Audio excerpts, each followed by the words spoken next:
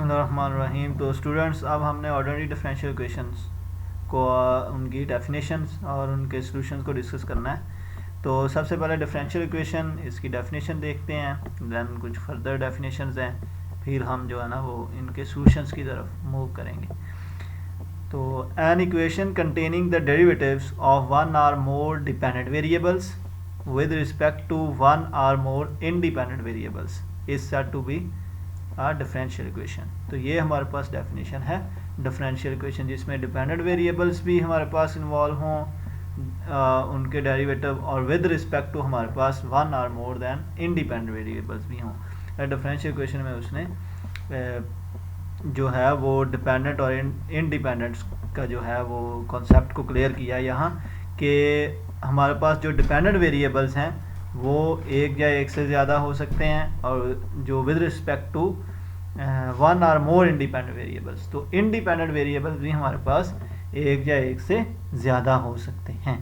अब हम नेक्स्ट जो है स्लाइड में वो ऑर्डिनरी डिफरेंशियल इक्वेशन को जो है वो डिस्कस करेंगे। If an equation contains only ordinary derivatives of one or more than dependent variables with respect to single independent variable, it is said to be an ordinary differential equation, right?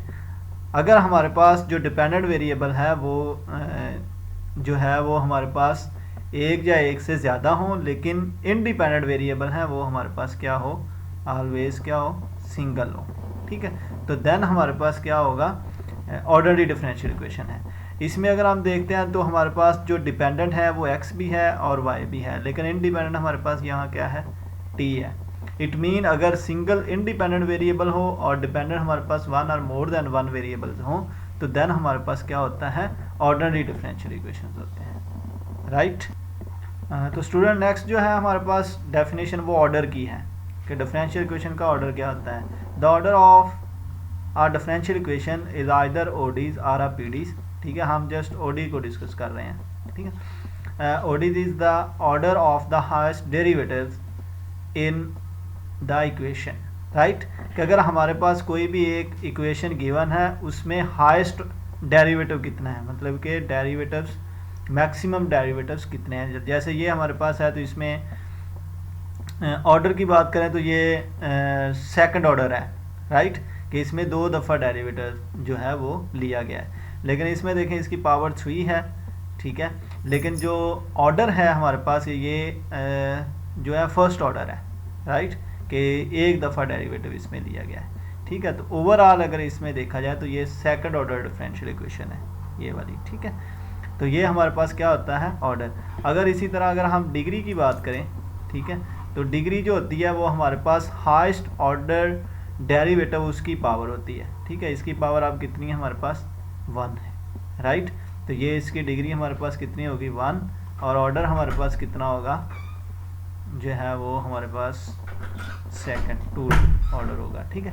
अगर इसकी कोई एक और example अगर हम देखते हैं, ठीक है, इसी तरह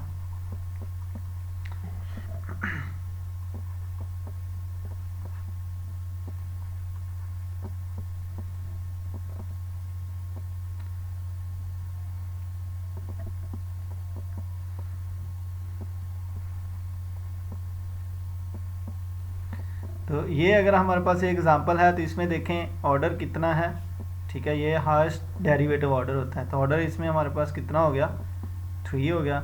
और इसमें डिग्री हमारे पास कितनी है, डिग्री इसकी पावर, तो इसकी पावर हमारे पास कितनी है, 1, तो वो हमारे पास डिग्री कितनी होगी, 1 होगी, राइट।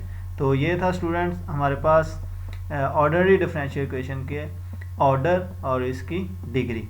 तो डिग्री हमारे पास क्या होती है, जो मैक्सिमम डेरिवेटिव होता है, ठीक है, उसकी जो पावर होती है वो हमारे पास क्या होता है, डिग्री होती है, ठीक है। और जो ऑर्डर होता है वो भी हमारे पास जो डेरिवेटिव, कितना डेरिवेटिव उस इक्वेशन में इन्वॉल्व हुआ, तो मैक्सिमम जो डेरिवेटिव होता है वो हमारा क्या होता है, उसका ऑर्डर होता है, ठीक है। तो इसमें अगर देखा जाए तो ये ऑलरेडी भी इसको एक्सप्लेन कर चुका हूँ कि ये ओवरऑल देखें तो ये सेकंड ऑर्डर है। वैसे हमारे पास क्या है कि इसको अगर हम सेपरेटली देखें तो ये हमारे पास सेकंड ऑर्डर है और ये हमारे पास क्या है, फर्स्ट ऑर्डर है। जो है वो हमारे पास लीनियरिटी की डेफिनेशन है। An nth order orderly differential equation 4 जो प्रीवियस स्लाइड में हमने डिस्कस की है, is said to be the linear if f is the linear in f जो हमारे पास है y prime up to so on y है, तो यानी उसका क्या है derivative. This mean that an nth order orderly differential equation is a linear when 4 जो प्रीवियस स्लाइड में हमने डिस्कस किया है। तो ये हमारे पास एक पॉलिनोमियल है डेरिवेटिव्स की, ठीक है। इसमें डेरिवेटिव्स हमारे पास क्या है इन्वॉल्व है। तो इसमें हमारे पास लीनियर इसमें कैसे पता चलेगा कि लीनियर हमारे पास क्या है, ठीक है। Two important special cases of 6 are the linear first order n equal to 1 and linear second order n equal to 2। तो इसमें अगर हमारे पास n इक्वल टू 1 रखते हैं यहाँ, तो ये हमारे पास फर्स्ट ऑर्डर लीनियर बन जाएगी। n इक्वल टू 2 रखते हैं तो थर्ड ऑर्डर लीनियर बन जाएगी। n इक्वल टू 4 रखते हैं तो फोर्थ ऑर्डर लीनियर बन जाएगी।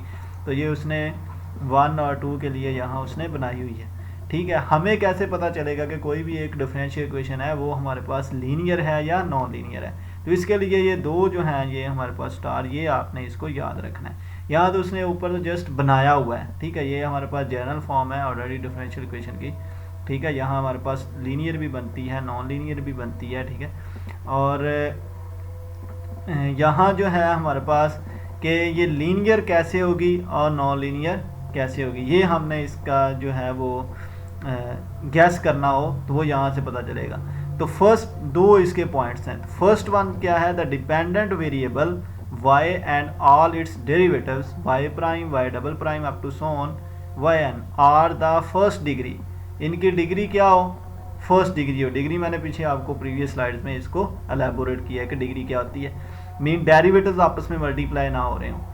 The power of the each term involving y is 1। जो आपके पास पावर है वो ईच टर्म, हर टर्म की जिसमें y इन्वॉल्व हो रहा है वो क्या होनी चाहिए, 1 होनी चाहिए। This is important. एक तो dependent y and all its derivatives, उसकी डिग्री कितनी होनी चाहिए, 1 होनी चाहिए। That is power of the each term involving y। जिस टर्म में y का डेरिवेटिव लिया गया है उसकी पावर मैक्सिमम डिग्री क्या होनी चाहिए, 1 होनी चाहिए। नंबर 2 में क्या था, coefficient a0 a1 up to so on, ये स्केलर्स हैं, ठीक है। ये y के फंक्शन नहीं है। Of the y prime up to so on depend at most on the independent variable x।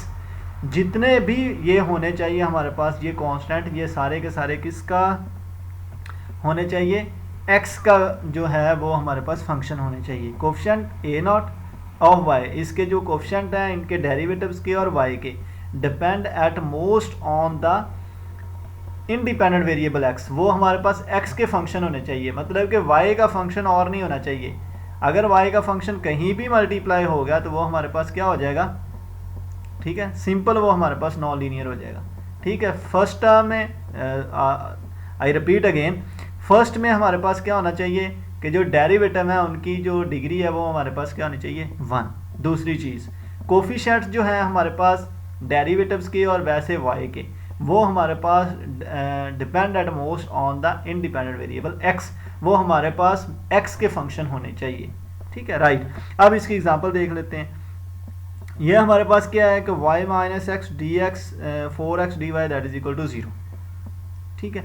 Simple अगर इसको देखना हो तो ये हमारे पास इसको तो ले जाए डी वाई ओवर ये हमारे पास dx बन जाएगा, और यहाँ y जो है वो हमारे पास क्या होगा, सिंगल होगा, इसके साथ कोई x कोई दूसरा y मल्टीप्लाई नहीं हो रहा, और इसके साथ भी कोई भी डिपेंडेंट मल्टीप्लाई नहीं हो रहा, जस्ट इंडिपेंडेंट मल्टीप्लाई हो सकते हैं, नो इशू।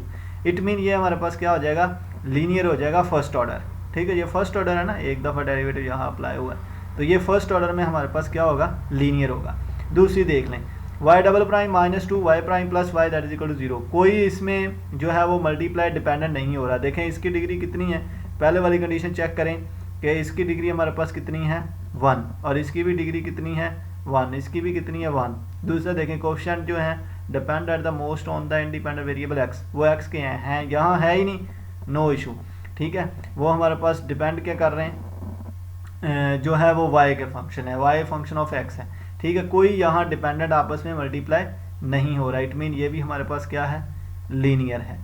नेक्स्ट में आ जाए, नेक्स्ट में ये देखें हमारे पास थर्ड ऑर्डर है, इसकी पावर 1, ठीक है, इसकी पावर 1 और इसकी पावर 1। ये देखें इंडिपेंडेंट मल्टीप्लाई हो सकता है यहाँ, नो इशू।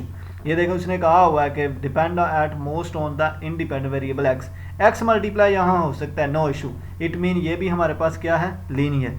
तो ये हमारे पास first order, second order, third order, तो ये हमारे पास तीनों क्या है यहाँ लीनियर डिफरेंशियल इक्वेशन है। ठीक है, लेकिन ये फर्स्ट ऑर्डर है, ये सेकंड ऑर्डर है, ये हमारे पास क्या है थर्ड ऑर्डर। यहाँ मैं लिख भी देता हूँ first order, second order and हमारे पास क्या है थर्ड ऑर्डर। नॉन लीनियर फिर क्या होगी, नॉन लीनियर बिल्कुल इजी कि अगर हमारे पास ये है y d y over d x, ठीक है, plus x that is equal to 2 कर लें, तो देखें ये नॉन लीनियर होगी। नॉन लीनियर बिल्कुल सिंपल, ये देखें ये y है, ये आपके डेरिवेटिव से मल्टीप्लाई होगा, दो डिपेंडेंट आपस में मल्टीप्लाई हो जाएंगे तो वो हमारे पास क्या हो जाएगी, नॉन लीनियर हो जाएगी। ठीक है, वो इसमें से कोई एक कंडीशन भी फुलफिल नहीं करेगी तो वो हमारे पास क्या होगी, नॉन लीनियर हो जाएगी। इनमें से कोई एक कंडीशन भी फुलफिल नहीं होगी तो वो हमारे पास क्या हो जाएगी, नॉन लीनियर। ये देखें ये दोनों डिपेंडेंट आपस में क्या होगा, मल्टीप्लाई। तो उसने क्या कहा था कि ये डिपेंडेंट जो होना चाहिए ये आपस में मल्टीप्लाई नहीं, इनकी डिग्री क्या होनी चाहिए, 1 होनी चाहिए। तो यहाँ तो ये मल्टीप्लाई होगा, इट मीन ये इस कंडीशन को फर्स्ट वाली को क्या करगी, डिनाई करगी। इट मीन ये हमारे पास क्या होगा, नॉन लीनियर होगा। ठीक है, तो वैसे अगर और इसकी एग्जांपल देखनी है तो d y over d x plus हमारे पास क्या है y square that is equal to x. तो यहाँ भी हमारे पास ये पहले वाली कंडीशन को तो फुलफिल कर रही है कि डिपेंड ऑन वाई, और ये डेरिवेटिव की पावर कितनी है, 1 है। ओके, दूसरी में coefficient of y x not y not है, ये सारे के सारे फंक्शन क्या होने चाहिए, depend of most of the independent variable x, ये एक्स के होने चाहिए। ठीक है, और यहाँ जो है हमारे पास इसकी जो इन्वॉल्विंग पावर क्या होगी, वाई इन्वॉल्विंग पावर। ठीक है, यहाँ तक तो ये कर रहे थे, इसके जो डेरिवेटिव्स हैं आर द फर्स्ट डिग्री, वो तो फर्स्ट डिग्री हैं। ठीक है, वाई इन्वॉल्विंग जो है ये वाली अगर चीज़ देखें तो उसकी पावर 1 होनी चाहिए, लेकिन यहाँ हमारे पास कितनी है, वाई इंटू वाई है, तो दो आपस में क्या होगा, मल्टीप्लाई होगा। इट मीन ये भी हमारे पास क्या होगी, नॉन लीनियर होगी। ठीक है, लीनियर कब होगी, जब ये दो कंडीशन को सेटिस्फाइड करेगी, देन तो लीनियर होगी, अदरवाइज में क्या होगी, नॉन लीनियर होगी। ठीक है, नेक्स्ट डेफिनेशन की तरफ चलते हैं स्टूडेंट। तो नेक्स्ट जो है हमारे पास वो है एग्जांपल सेपरेबल इक्वेशन। ठीक है, और सेपरेबल इक्वेशन में आज इसमें हम डिस्कस करेंगे, इसकी एग्जांपल भी डिस्कस करेंगे। अब first order differential equation of the form, first order हमने डिस्कस कर चुके हैं। First order d y over d x, g of x and h of y, वो हमारे पास इधर फंक्शन हो राइट साइड पे जी ऑफ एक्स और एच ऑफ एक्स, इधर जो भी फंक्शन हो उसको हम लिख सकें जी ऑफ एक्स में और एच ऑफ वाई में।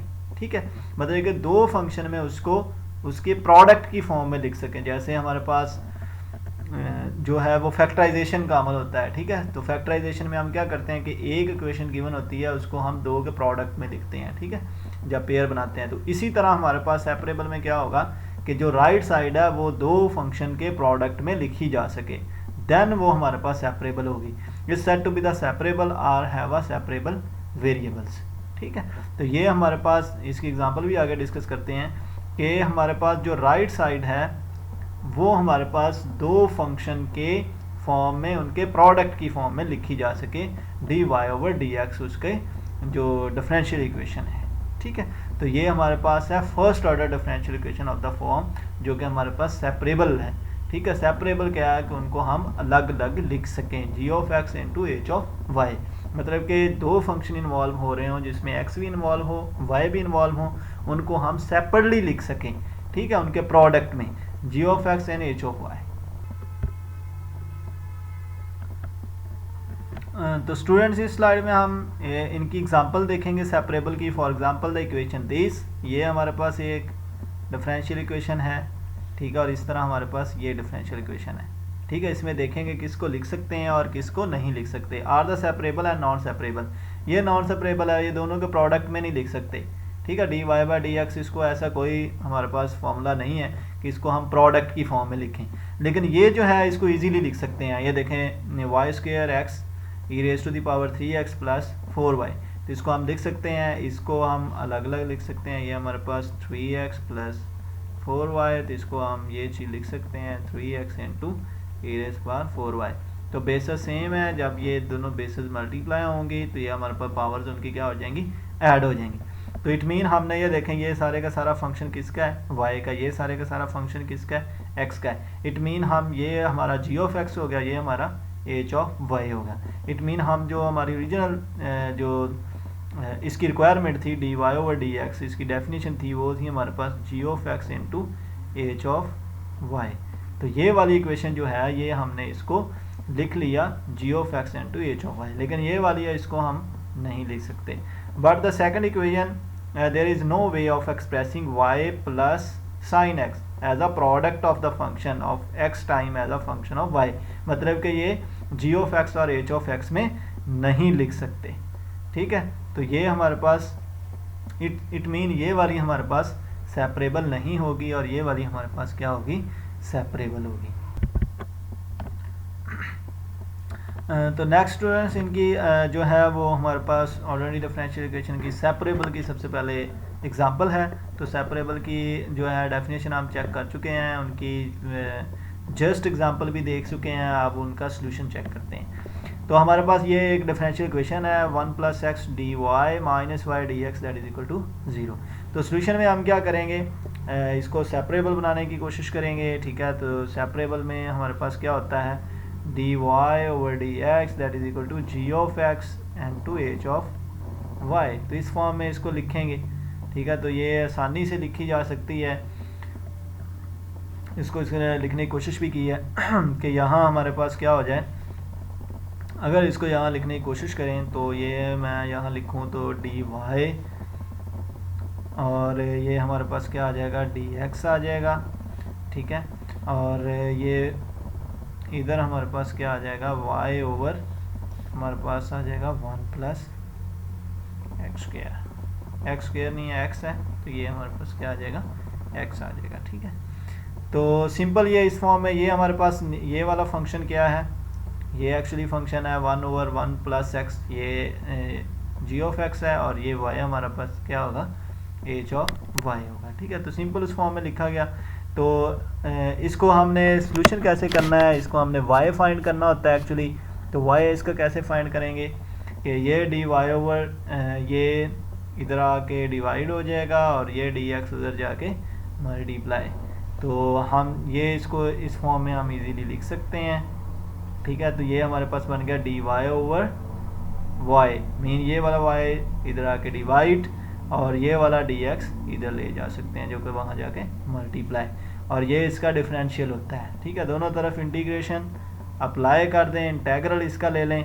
तो इंटेग्रल में हमारे पास 1 ओवर y ये log ऑफ y होता है, इनिशियल क्लासेस में इसको डिस्कस कर चुके हैं, ठीक है। और ये 1 ओवर 1 + x, ये नीचे वाले का डेरिवेटिव ऊपर मौजूद है, डेरिवेटिव ऑफ 1 + x ये हमारे पास होता है 1, तो ये 1 हमारे पास ऊपर मौजूद है, तो इसका भी log 1 + x आ जाएगा। और क्योंकि ये इनडेफिनिट इंटेग्रल है तो +c आ जाएगा, राइट। उसके बाद हमने इसको क्या किया है, लॉज ऑफ एक्सपोनेंट्स, जो लॉगरिथम का लॉ है उसको हमने यूज़ किया है, सिंपल, ठीक है। इस दोनों तरफ आप इसका एक्सपोनेंट ले लें, ठीक है। दोनों तरफ एक्सपोनेंट लिया तो यहाँ से तो ये क्या हो गया हमारे पास लॉग और एंटी लॉग आपस में क्या होगा कैंसिल, हमारे पास बच गया y, और ये वाला हमारे पास log 1 + x प्लस ये वाला उसके एक्सपोनेंट में चले गया। नेक्स्ट में उसने इसको एक्सपोनेंट को अलग लिख लिया, ठीक है, और इसको अलग लिख लिया, ठीक है। log और एक्सपोनेंट आपस में कैंसिल आउट 1 + x, और ये भी हमारे पास क्या आ जाएगा e⁻, ये मल्टीप्लाई हो रहा है e⁻ c1, ठीक है। तो c1 को आप e⁻c1 को आप क्या कह सकते हैं, ये उसकी वैसे आ गई, ठीक है। अगर हमने फाइंड करना चाहते हैं तो फाइंड भी कर सकते हैं, अदरवाइज में हमारे पास ये क्या आ जाएगा log e⁻, इस सारे को आप c भी कह सकते हैं, एक्चुअली ये कांस्टेंट ही है, प्लस माइनस इसको हम कह सकते हैं कि +- e⁻c1 ये कांस्टेंट है, जिसको आप कैपिटल C कह दें, ठीक है। कैपिटल C कह दें, स्मॉल c कह दें, c2 कह दें, c3 कह दें, कुछ भी कहना चाहते हैं तो आप कह सकते हैं। तो 1 + x आ गया, मैं इसको कैपिटल C कह देता हूँ। तो ये हमारे पास क्या आ गया, इसका जनरल सोल्यूशन आ गया। y फाइंड करना होता है एक्चुअली इसमें हमने, ठीक है, डिपेंडेंट वेरिएबल्स हम में। तो नेक्स्ट इसकी एग्जांपल और करते हैं तो मज़ीद ये क्लियर हो जाएगी। इसकी सेकंड एग्जांपल है हमारे पास सेपरेबल की, जिसमें हमारे पास इनिशियल कंडीशन भी गिवन है। इनिशियल कंडीशन में ये y of x that is equal to, ये सपोज करें कि इसको हम कह सकते हैं कि y x, ठीक है, y of x that is equal to x, या दूसरे लफ्ज़ों में ये हमारे पास होता है y of 0 that is equal to y not. Mean ये हमारे पास क्या होता है, x होता है, और यहाँ हमारे पास जो भी इसका वो वैल्यू होती है y की, ठीक है, ये y की वैल्यू होती है, इसको हम जस्ट भी y कहते हैं, ठीक है। और यहाँ जो वैल्यू होती है वो हमारे पास x की वैल्यू होती है। It mean y of 4 that is equal to -3, तो इसमें x जो है वो 4 है, y हमारे पास कितना है, -3 है, राइट। तो नेक्स्ट में क्या, rewriting the equation y dy is equal to -x dx, तो इसको जस्ट सेपरेबल किया, ये उधर जाके मल्टीप्लाई, ये उधर जाके मल्टीप्लाई, और ये हमारे पास उसका इंटेग्रल अप्लाई कर दिया, इंटेग्रल अप्लाई किया तो y की इंटीग्रेशन क्या आती है, y² / 2, और x की इंटीग्रेशन x² / 2 प्लस c1, क्योंकि ये इनडेफिनिट इंटेग्रल है तो हमारे पास कांस्टेंट c1 आएगा। We can write the result integration as this, इसको हम जस्ट क्या कर सकते हैं, मल्टीप्लाई कर दें 2 से, तो ये हमारे पास जो बनेगा, ये वाला 2 से मल्टीप्लाई करेंगे तो बन गया x² + y² that is equal to, ये करेंगे तो ये हमारे पास बनेगा 2c1। तो इसको उसने x² + y², क्योंकि ये हमारी जो लेफ़्ट साइड है वो एक्चुअली सर्कल बिहेव कर रही है, तो उसने इसको भी c² कह दिया 2c1 को, ठीक है। तो ये यहाँ उसने लिखा भी हुआ है। तो नेक्स्ट इसमें आप वैल्यूज़ अप्लाई कर दें। x की वैल्यू हमारे पास 4 है, 4 का स्क्वायर, y की वैल्यू हमारे पास -3 है, उसका स्क्वायर c² आ जाएगा यहाँ से।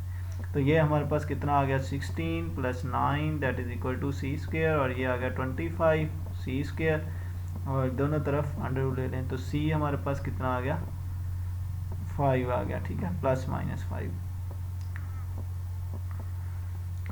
तो इसमें जस्ट आप पुट कर दें, ठीक है, और ये हमारे पास बन जाएगा x² + y², और c की वैल्यू कितनी है, 5, उसका स्क्वायर, तो ये बन गया x² + y² that is equal to 25। तो ये हमारे पास रिक्वायर्ड क्या बन गया, हमारे पास एक सर्कल बन गया, ठीक है, सर्कल की इक्वेशन। तो ये था, इसकी कुछ एग्जांपल्स थी, ठीक है, और पहले हमने इसकी डेफिनेशन देखी, फिर उसकी कुछ एग्जांपल देखी, ठीक है, फिर हमने सेपरेबल डिफरेंशियल इक्वेशन की डेफिनेशन चेक की, उसकी एग्जांपल की, ठीक है। तो आज का लेक्चर यहाँ तक है। नेक्स्ट में हम इसके फर्दर जो है वो डेल ऑपरेटर या इसके जो है सेकंड ऑर्डर को जो है वो उसके सोल्यूशन की तरफ मूव